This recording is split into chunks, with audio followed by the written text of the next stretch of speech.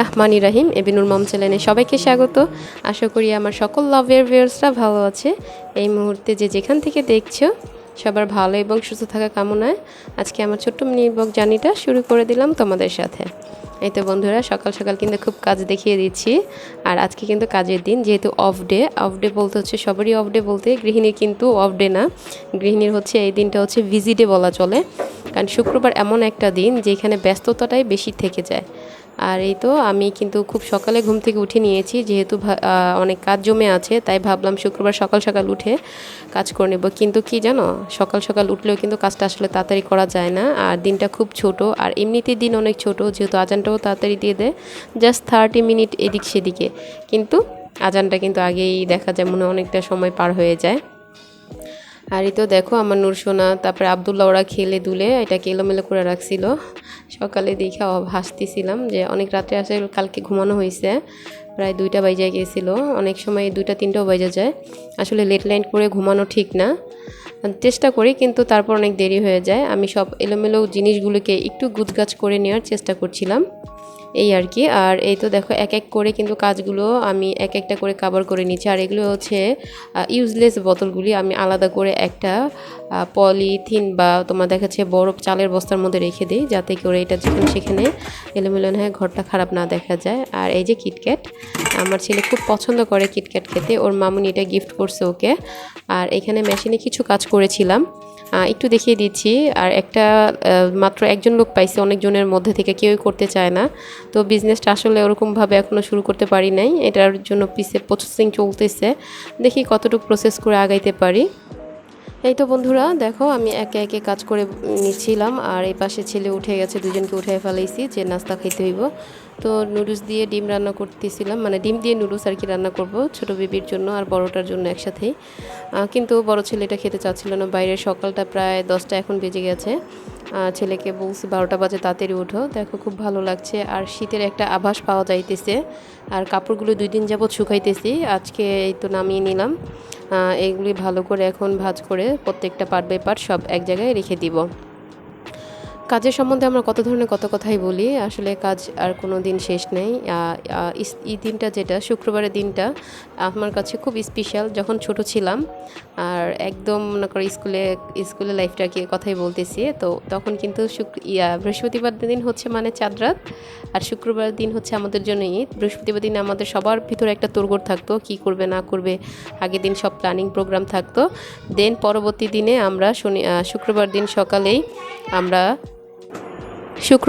কে কী পরবো, কোথায় যাব, কি কাজ করব, সব কিছু প্ল্যানিং, এটা কীভাবে সাজবো, কিভাবে চুল বাঁধবো, এগুলি নিয়েই ব্যস্ত থাকতাম।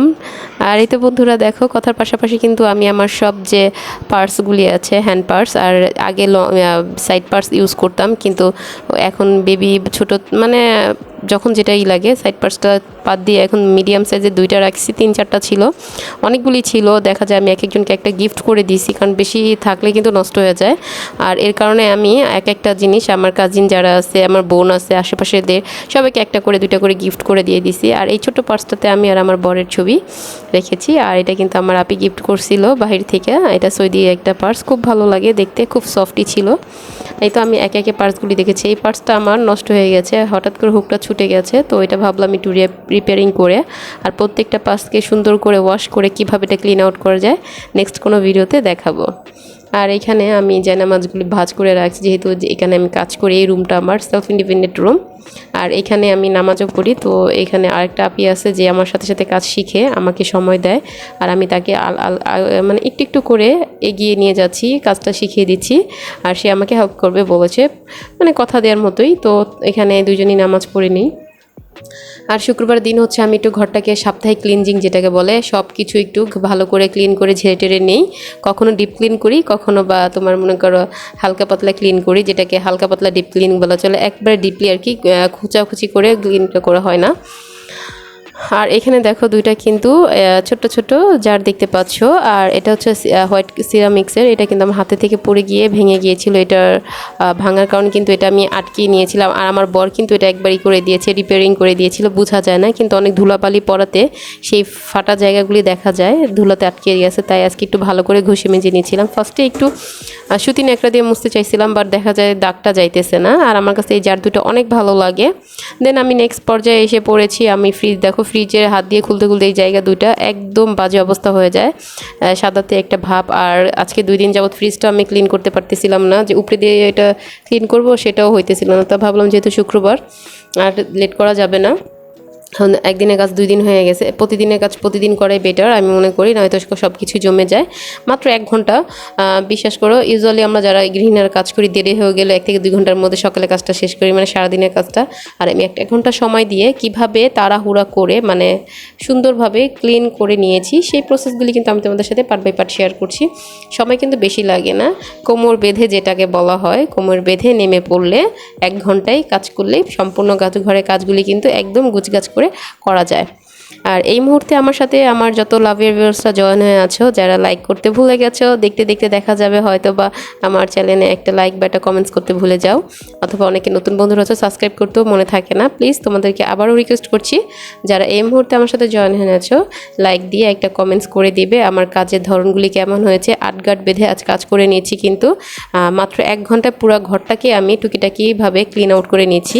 আর কিভাবে কাজ করছি তাও তোমার সাথে দেখিয়ে দিচ্ছি। এখন আমি কিন্তু ওয়াশিং মেশিনে এসে পড়েছি। একটা সুতি গেঞ্জি কাপড় নিয়ে নিয়েছি, পাতলা সফট গেঞ্জি আর কি, গেঞ্জি কাপড় না কিন্তু সুতি সফট কাপড়। এটা হচ্ছে আমার ছোট বেবির একটা টি শার্ট। তো এটা দিয়ে আমি এখন ভালো করে ক্লিনজিং করে একে নিয়েছি। সব কিছু ক্লিনজিংটা কিন্তু আসলে দেখাই নাই, দেখালে কিন্তু ভিডিওটা অনেক বেশি লেন্দি হয়ে যায়। তো অনেক বেশি লেন্দি হওয়ার কারণে আমি কাটিং করে ইম্পর্টেন্ট পার্টগুলি তোমাদের সাথে শেয়ার করেছি। আর কিছু কাপড় কিন্তু এখানে ভিজাচ্ছি, এটা গোসলের সময় ধুয়ে ফেলবো, আর যদি পারি তাহলে আগেই ধুয়ে নিব। আর এই তো বন্ধুরা দেখো, আমি এখন বেবির খাতাগুলো ওই পাশাপাশি বালতিতে দিয়েছি। ওয়াশিং মেশিনে কিন্তু আসলে সব কাজ করা হয় না, যেহেতু আমার লাইনটা আলাদাভাবে দেওয়া। টাইনা নিয়ে আইসা জয়েন কইরা তারপরে এটা পরিষ্কার করা, অনেক সময় পানি থাকে না, কারেন্ট থাকে না। সো বেশি মানে খারাপ যেদিন লাগে সেদিন ওয়াশিং মেশিনে ধুই। আর মানে দিনের 3 থেকে 4 দিন আমি হাতেই ধুয়ে ফেলি বা পায়ে ধুয়ে ফেলি। যাই হোক, আমি এখন বেডটাকে একটু সুন্দর করে ক্লিন আউট করে নিয়েছি। একবার গুছিয়ে গিয়েছিলাম, আবার এলোমেলো হয়ে গেছে।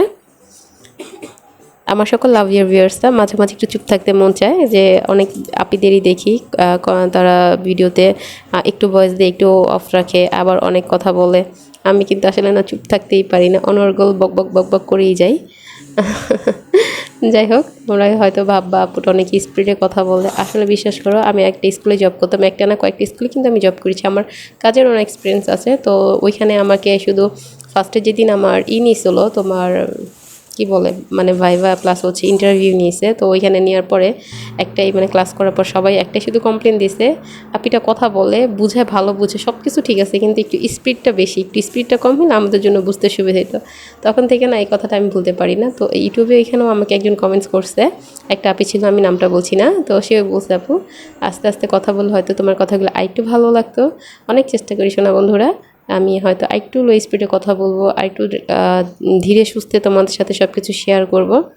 কিন্তু কি বলতো, এত কিছু ব্যস্ততার মাঝে কাজ করতে গেলে আর দিনে 2 ঘন্টা থেকে 3 ঘন্টা সময় আমি এটার পিছনে দিই। তো যার কারণে হচ্ছে অনেক সময় বেশি সময় লেগে যায়।